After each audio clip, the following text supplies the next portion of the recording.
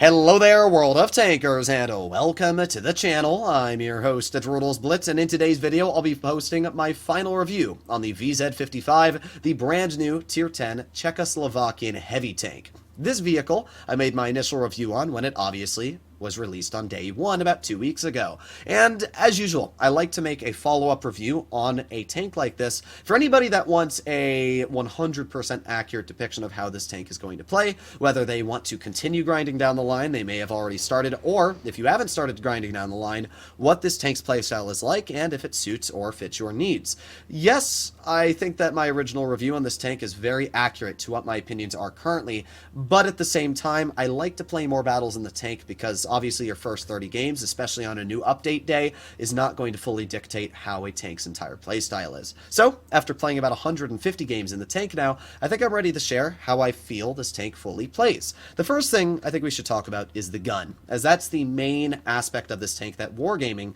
tries to shout as very good. Now, the combat stabilization mechanic is incredibly unique. And I have to say I do like it, because not only does it make this vehicle stand out compared to its other counterparts, but as well, I like it because of the alpha this vehicle carries. The way combat stabilization works is very simple. When you're going 15 kilometers per hour or slower, your gun is going to be incredibly accurate. Now, your base dispersion is not going to get any better. So, for example, I'm running refined gun. My base dispersion is 0.310.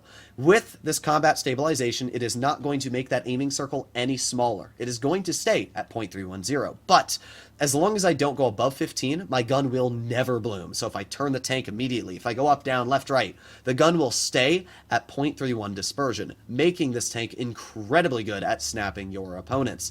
But it comes at a big downside. The downside is the fact that the moment you go above 15 kilometers per hour, the tank's gun blooms like crazy. It blooms 4 times faster than a conventional gun. So, pretend this is an IS-7's aiming circle. Starts to go, I don't know, 5, 10, 15, 20 kilometers per hour. The faster it goes, the larger the aiming circle gets. Slowly, but definitely gets larger.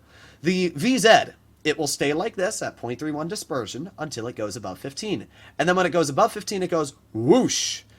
Well, this was going to be the first battle you would see played on my video, but I did 1800 damage, which is somehow almost 3 times more damage than the next highest person on my team. Wow, what an absolutely awful team. 2 zeros, one of them played by a Caro 45 ton, another one played by a 183, a 5A dealing 100 damage. We're just going to ignore that game. There are some people that will question why I don't showcase defeats all the time on my channel, and it's very simple. I try to showcase the strengths and capabilities of a tank. Looking at an 1800 damage defeat where my team got beamed on in the first 10 seconds does not showcase any capabilities or attributes a tank has. It shows that my teams don't know how to play.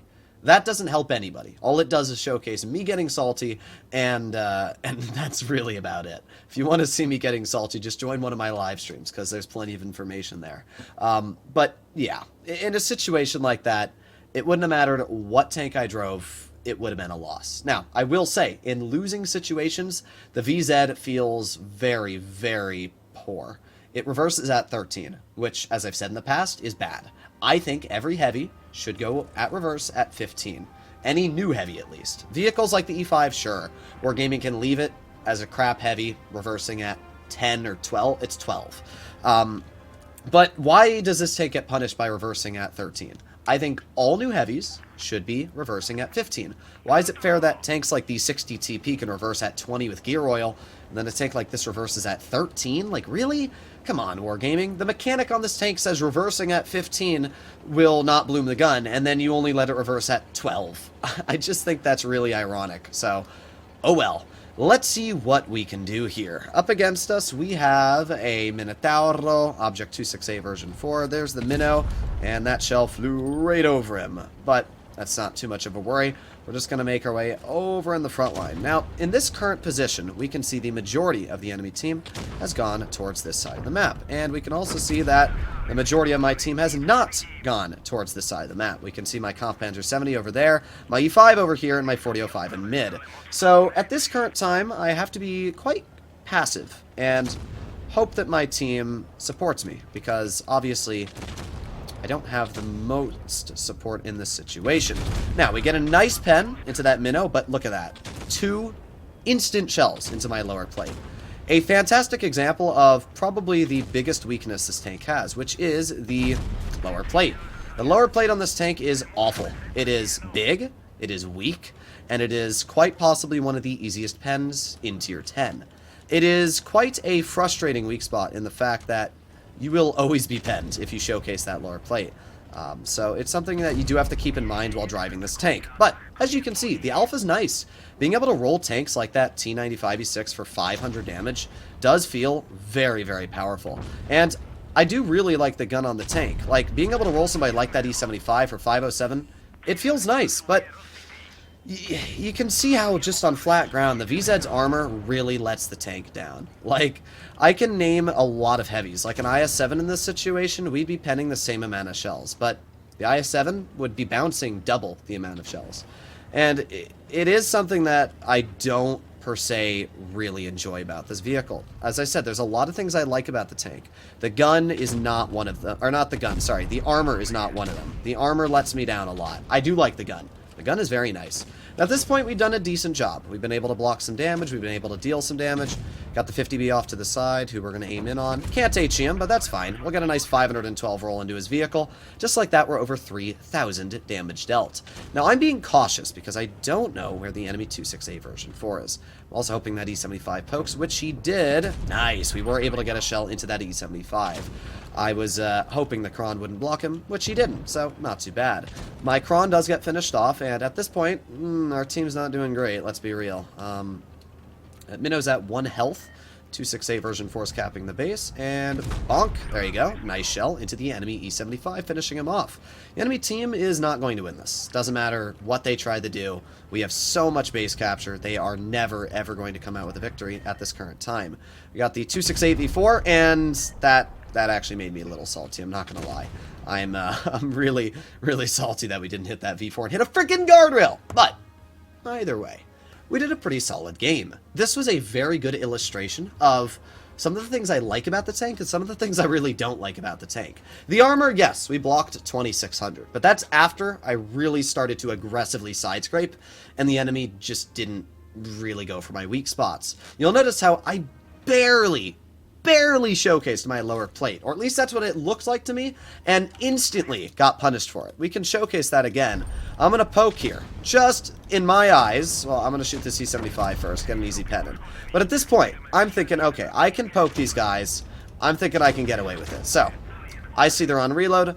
I, in my eyes, barely showcased my lower plate. But this is a perfect example how the lower plate sticks out so dang far. Even though my turret is barely around the corner, look at that thing's lower plate. It is massive, and it is a big ol' weak spot. It's a big shoot me here. So, when I use the VZ, I try to hide that lower plate as much as possible. Here we are in Battle 2. Up against us, we have some decent tanks, but already this is looking like a flat defeat, because our mouse and 60 TP are going to town, which is not a good idea. In fact, it's an awful idea. Going to town is not the worst if your whole team wants to go to town. Going to town and the rest of your team is all going to A, that's a disaster. That is an absolute disaster. So I don't know what the mouse is doing. I don't know what our team's doing, but I'm hoping that... Oh, wow, and our 183 is already dead. This is really not looking good so far. Well, let's see if I can get a shell into the TVP. Nope, my gun depression was not enough, and we are already down an FE2 and 5B 183.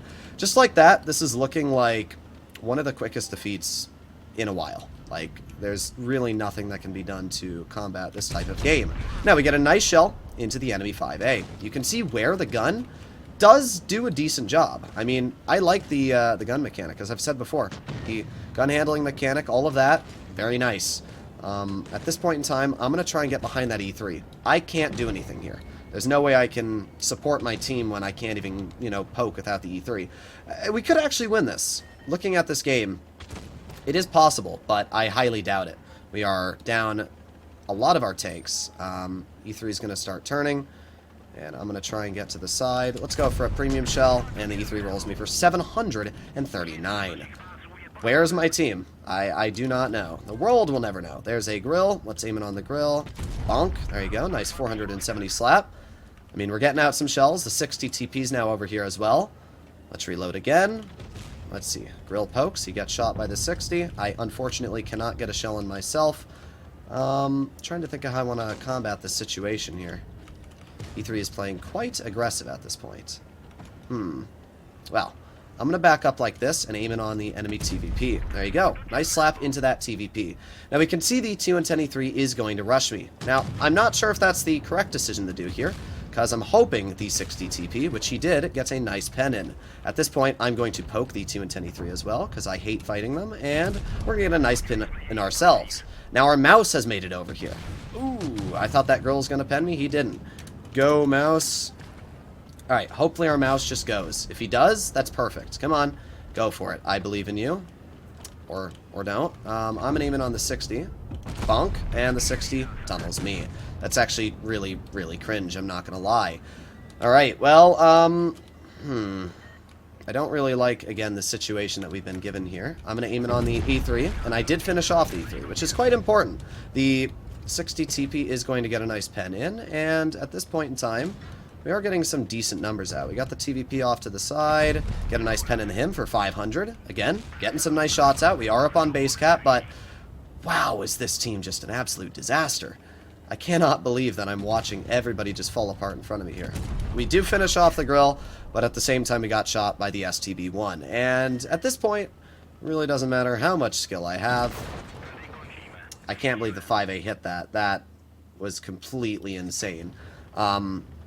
But as I said, there's nothing you can do about a team like this. When your mouse decides to go to C, and then literally instantly kill his full health tank, it's a disaster. Our 183 died in the beginning, and yeah, I'm not going to mope about this game, because at the end of the day, there was nothing I could have done. But the tank did a good job, and you can see where this tank is quite capable. The armor hull down is nice. That E3 bounced us, albeit a terrible shot from the E3, but still bounced us. We got a lot of bounces, and we were able to deal 3,574 damage. So the tank is capable. It's a great tank. You can see we had a Yag that did 0.